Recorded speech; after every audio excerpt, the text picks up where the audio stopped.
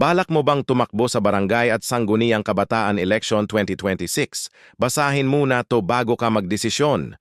Pangkalahatang kwalipikasyon para sa lahat ng gustong kumandidato.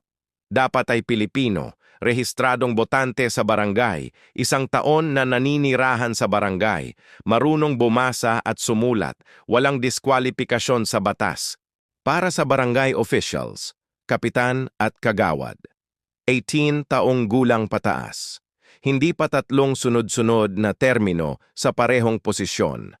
Pwedeng bumalik kung may 1 term na pahinga. Pwede kang lumipat ng posisyon. Example kagawad, kapitan.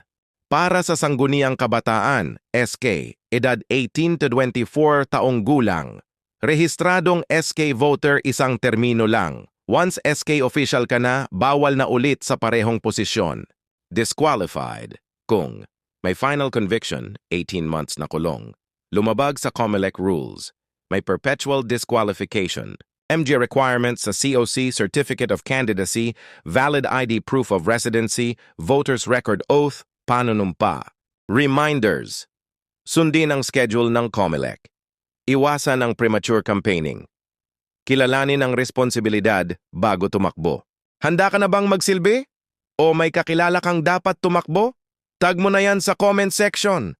Follow, like, share. Barangay Secretary Facebook page.